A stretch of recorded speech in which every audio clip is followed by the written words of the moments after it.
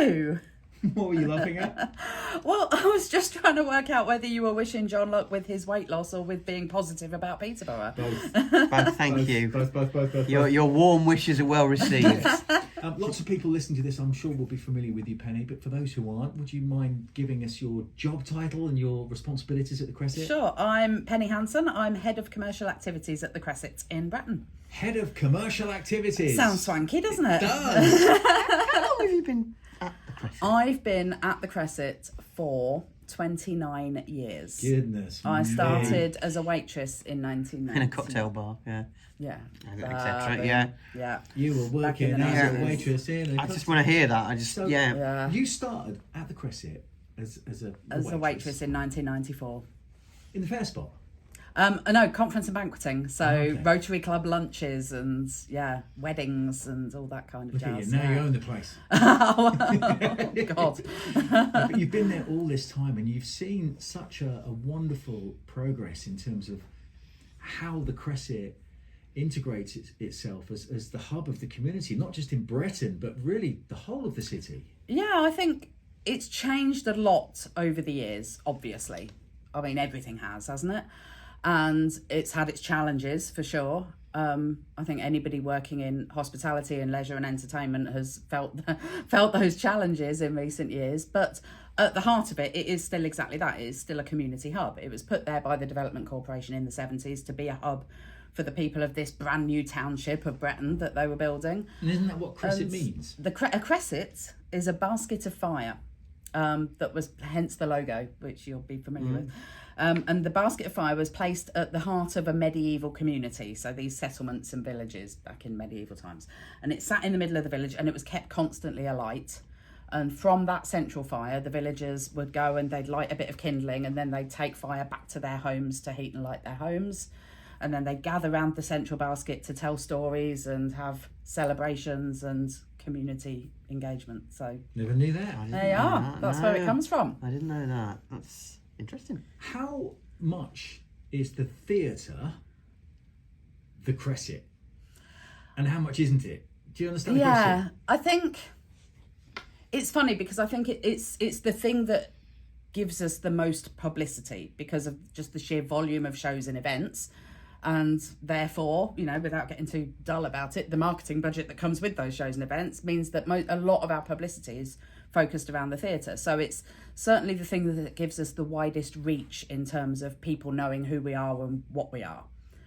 But then there are people that will have never been to a show, but they come to the cobblers once a month and get their shoes done or their dry cleaning or or they go to the barber shop, every 6 weeks on a Saturday morning for their haircut, and they're still Cresset customers. They're still using the facilities in the building. They might go to the library. They might have children in the nursery, and I think there's people that interact with the space and with the building and with the staff and who aren't necessarily what you'd view as theatre customers, and they'll know it for other things.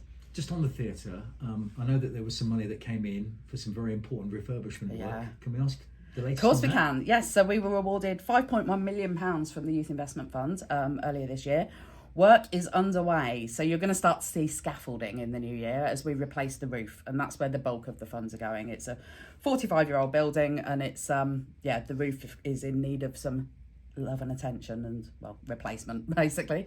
So that's underway. We've started exploratory work, and we're ready to sort of kickstart that. But the thing that a lot of our customers will notice is we've got no shows in January, and that's because we're replacing the theatre seats. Oh, nice. I know. That's exciting, right? It's really exciting, yeah. Will they still be in and out? Will they still be Yeah, mobile? still going to give us the same flexibility that we've got at the moment, but they will be new and they will be more comfortable. I was going to say, they will We be can say comfier. they will be more More comfy, fun yeah. sense. And it's really nice because normally we have to get it cleaned and reupholstered after panto, and we're not going to have to do that this year because it's all going in Just skip. be- So yeah. we're going to have brand new ones in. Yeah, so that installation is happening in January. So if you come to a show in February, I think one of our first shows back is we've got 2 nights of Sarah Millican early Feb. And so those audiences are going to appreciate not getting a numb bum by the interval. So that'll be nice. And talking about Panto, how's it going? Oh, it's great. Yeah. We're Tell us having about so it. much fun. So at the time of recording, we're literally days away from We the are, Panto opening, days which is away. the 14th of December. Cheryl Ferguson Yeah. is so brilliant. She was In helping us. Unity the other day as well, wasn't absolutely, she? She was, yeah. But she helped us do the Christmas light switch on. When I met her, she was like Heather from EastEnders in real life. It was like, you're the same person. She's of course, that's her great. character. But She knew Peterborough so well. That's Totally the all over difference Peterborough. between Yeah. some previous years. She was so all the references. She just got it, didn't she? so Yeah. what's the vibe of Wizard of Oz? How come you're only doing a very short run? It's really just because of the way the school's dates fall. So it makes more sense for us to open slightly later because we've still got a full week of school shows then before we're into the real meat of it. So yeah, just the way the dates fell this year. So we open slightly later, but we've still got 30 plus performances and selling really well. Yeah, Great to Christmas hear. Eve is already sold out, which is always our busiest day. And yeah, if you want to come before Christmas, you have to get in quick because there's not many left now. We're off to see the Wizard, the wonderful Wizard of Oz. I played Toto once in the one of our Oh no, you Christmas didn't. play in one of our Christmas plays. Back when I Imagine him was as Toto. Primary I can. school. It was very, and the thing was, it was chosen for me. I think I was on holiday and I came back and the teachers just said, "John, you're playing Toto. It's the only You don't role mind left. that." It's what you're going to be. Yeah, it's going to be you. So I just I think my tail fell off at one point as well. So it was just left on the stage or So something. our Toto this year is a young man called Alex Walton, who has been started as a very junior dancer in pantos. So we work with local kids every year and we have open auditions. Alex, I don't know how many he's done now, but he's done lots of shows with us, and he's now this year made it up into the principal cast, and he's going to be Toto. I love it. I love that about the Cresset. You like to promote from within if Yeah. you can, and he's one example. But there's been so many over the Absolutely, years. yeah. George D playing the George, Wizard it's this been year mentioned, started as yeah. a junior dancer when he was about 10 years old. So, yeah, it's wonderful. It's really amazing to look back and see how they've developed and progressed. And when you hold auditions for like dancers and stuff in the Mm-hmm. summer, they are literally swamped with local people that want to get a chance Hundreds. to jump onto the famous Cresset stage. Yeah, hundreds. It's amazing, and it's such a good opportunity for the kids. Though I think they get to improve their skills. They get to work with a professional choreographer, with a professional director, with professional actors. And so I think it's not just about the performance. It's about learning to work in that space in a professional capacity. And you have to look after your costumes and you have to look after your dressing room space. And there's all sorts of rules and protocols around operating a theatre safely backstage that they have to learn. And by the end of the run, they're little pros, all of them, and it's wonderful. It's such a great learning experience, and they make friends. The bonds that they form are invaluable, I think. If Alec, I don't know, gets unwell or something, and you need a new Toto, we know. Oh how to yeah, look well at. yeah. Just give John a call. Yeah, Understand before we or jump, an Oompa Loompa or a dwarf or whatever you want. Munchkins, Anything, munchkins yeah, for whatever the you Wizard of want. Oz, yeah, munchkins definitely. So just quickly, if this conversation is inspiring you to book tickets to go to the wonderful Wizard of Oz this year's Cresset Christmas pantomime, you need to jump onto tricky. the Cresset website to book tickets. But be Absolutely. quick, don't leave it to the last minute because the performance you might want to go to could well be sold out. So after Sarah Millican, what else have you got coming up in the 2024. I knew you were going to ask me this. Inspire us. I mean, first of all, Sarah Millican. Wow. I know. I mean, hilarious. it's sold out, so I don't want I'm to get sure. people too excited. Yeah, that's the first week of February, and yeah, I mean, we love Sarah. She's such a good comic, isn't she? Yeah, Because she's fantastic. so likable. I think everybody wants to be her friend, and that's I like her because she's self-deprecating. Yeah, yeah. very. She doesn't take herself too seriously. About everything, her accent, her body, where she came from, everything, doesn't she? Nothing's off limits. Nothing. Absolutely. Like Penny's now just getting a phone Scrolling out. I'm through. looking for Through it. well, the new What's On brochure. It's very exciting. The new What's On brochure is at the printers at the moment, but it has just gone live on the website today. So if you haven't bought Christmas presents yet, you can browse the Cresset website, have a look at the new What's On brochure, and think, oh, I'll get my mum tickets for that, or Good idea. yeah, gift vouchers as well, all that stuff. So yes, all sorts of things. February, we're talking about family shows with the Panto. 20th of February, Circus Spectacular. Really good Nice. fun family show. But then also in February, Adult Panto is back. Have you ever been to an adult Panto? No, I don't think I have. Love how It's- quiet it's gone. Well, It's the Jim Davidson thing. Oh gosh, no.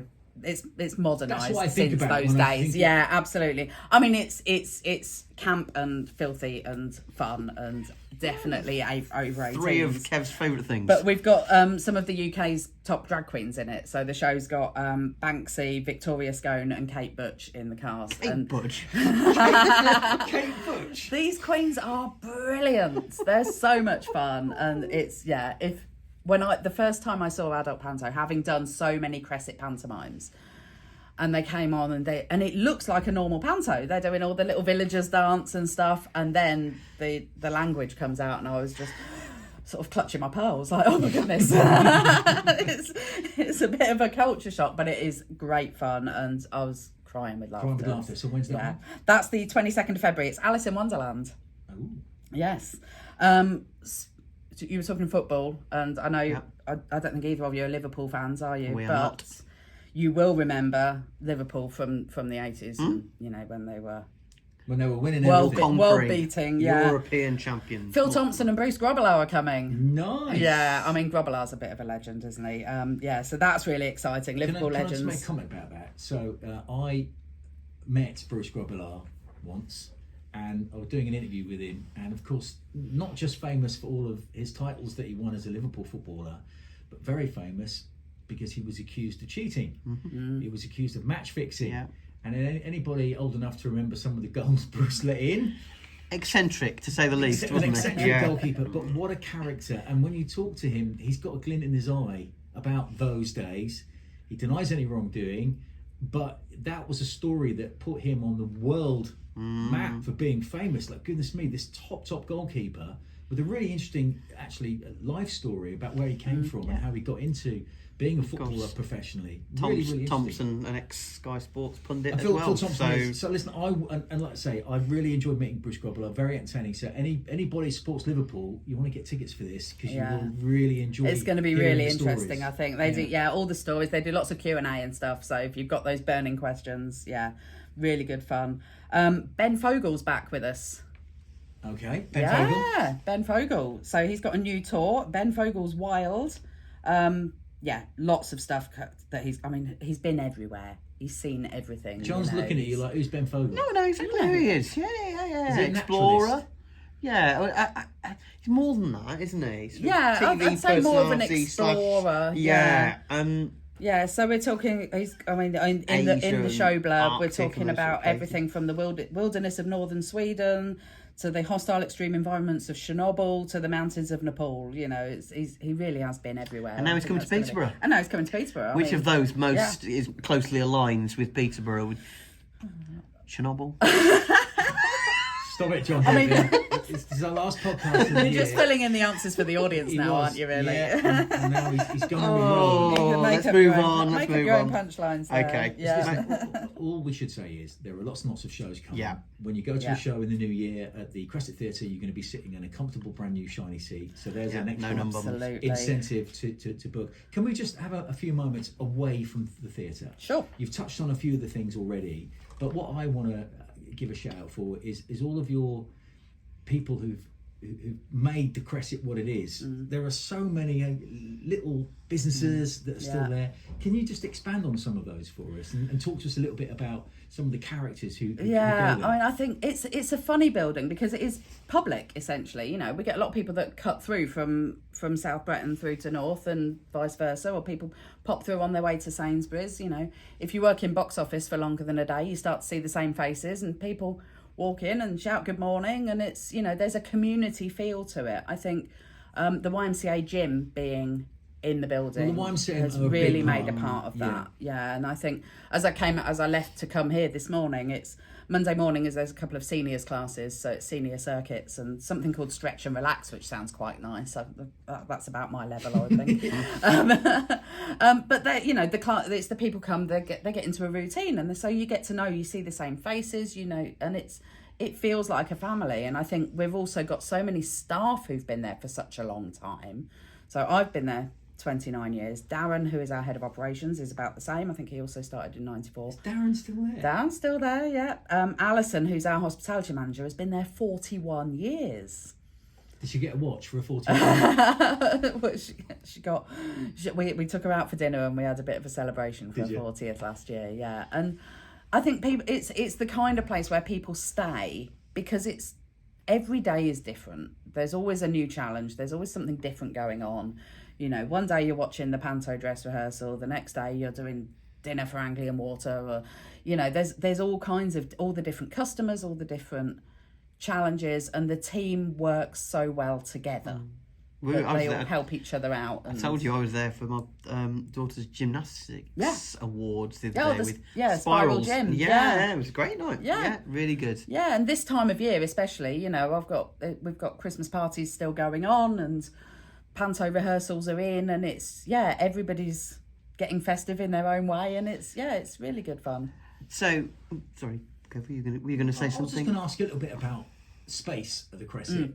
If anybody listening who's maybe a small business that's looking for premises, I mean, are all your little units all taken? There's a couple of the smaller ones are available at the moment. They are very small, but yeah, we've got quite a few independent businesses in there. So Peterborough locals will perhaps remember Tapas, who runs OMG Accessories, the handbag shop, who used to have a shop in the Hereward Arcade back in the days. Wow. Been around on the Peterborough scene a long time. There's a tanning shop, so Jeanette and Mark run R&R Tanning, which is lovely and warm on these cold winter mornings. I can tell you, if you want to go and warm up, that's the place to be. Gold Hay Arts are there, aren't they still? No, Gold Day Arts have moved. Have they moved? Yeah, Gold Day Arts needed bigger premises. They outgrew us, sadly. So we bid them farewell earlier this year. Good though, at the same time. Yeah, that space has now been taken by Shine, who run a similar kind of operation. So it's day activities for adults with learning difficulties, and they put on some great shows and have lots of fun activities. So they're still got kind the of regulars. tattooists. Are they still there? No, so that space is now the new Cresset and YMCA youth service. Oh, okay. So YMCA Youth Cresset. So we're starting up a youth service that's really going to kick off in 2024 with drop-in sessions and activities and opportunities, life skills, skill building, educational, and it's going to really intersect with our performing arts offer. So we're looking at offering opportunities for young people who don't necessarily want to perform, but might want to get involved in the technical and the lighting and the costume design and set design and no less important stuff. Precisely, and all these sort of career opportunities that exist within creative arts that aren't necessarily about jazz hands, you know. So I love jazz hands. And the food bank is still there. Food bank at the church, yes. Have we not mentioned the church yet? Yeah, the Holy Spirit Church, which has been there since day one and continues to. And Helena, who's the vicar there, does some brilliant work with community groups, and there's always something going on, and they're really, really good at sort of bringing people together and bringing people in. So it's a nice addition to the space, definitely. You and I were at the Tourism Collective the other day. We were at Rail World, and Brian Pearce gave us a fantastic presentation, did he not, of the history of Rail World? I have to confess, I'd never been to Rail World before, and I feel bad about that because I've met Brian several times, and he's such a strong advocate for it that I felt a bit ashamed that I'd not actually made the effort before, because it is so brilliant. It is brilliant, and wasn't it? Didn't we come out of it feel really energised? I don't think we can share too much of what was said in it quite yet, can we?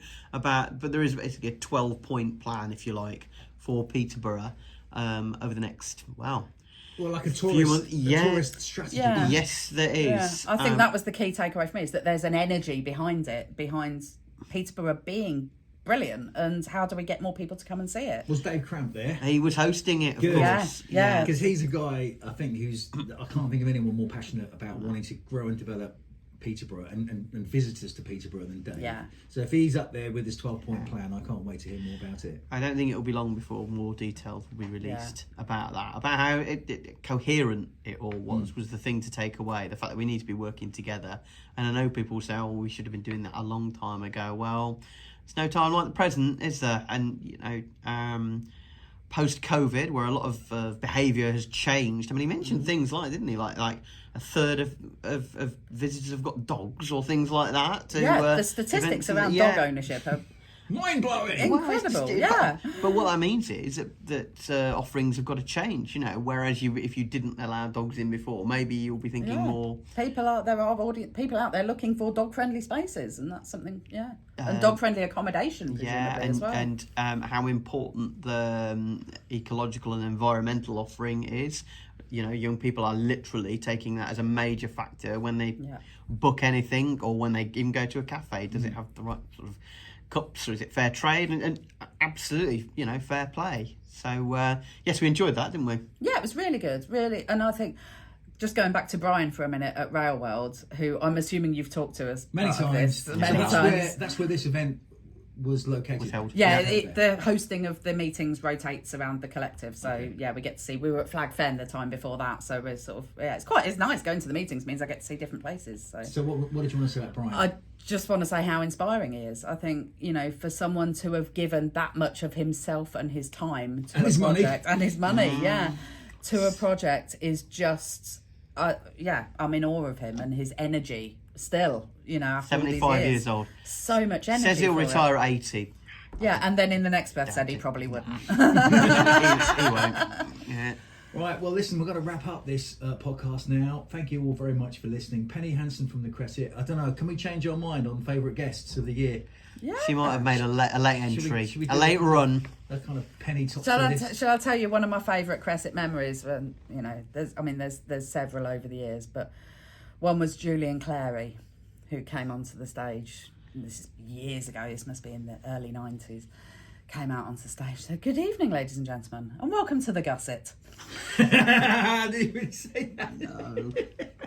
So, Julian Clary, for anyone listening who has no idea, Google Julian Clary. I'd hope a people would know. comic who was brilliant. And in the early 90s, he's still around. I think heyday. he's doing the Palladium pantos. Is he still going? Yeah, he still does panto. Yeah, Still It's does. like an intelligent comic. Yeah. so clever. Really clever with words. Back in the sort aged of Jack D days. Yeah. So, any other Cresset stories? You must have thought of a few. Welcome to the Gusset is a great one. Welcome to the Gusset. I mean, I can tell you, oh dear.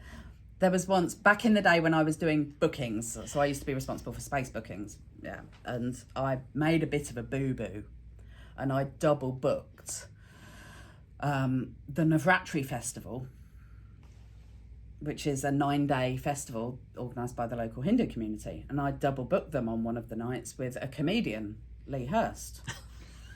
Wow, okay. And it was a bit... Something had to give. Something had gone wrong here, and Navratri have this is sort of central shrine that they dance around, and there's lots of music and dance around this. It's a big celebration.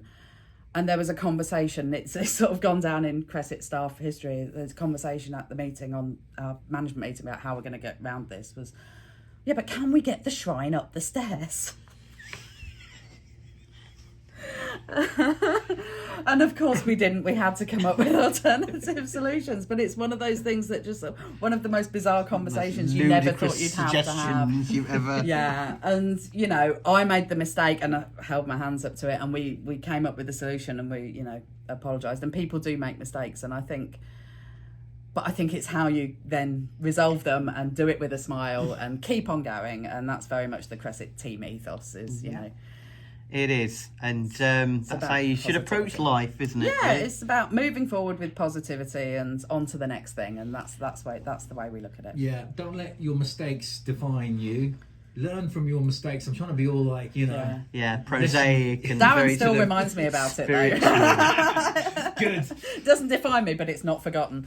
Give our regards to all of your colleagues. I will do. Thank Keep you. it brilliant. Have a wonderful Christmas. Wizard of Oz, 14th of December to the 31st of December. Book your tickets. Woo. John, happy Christmas, happy New Year. Same to you. We'll be back with another podcast in 2024.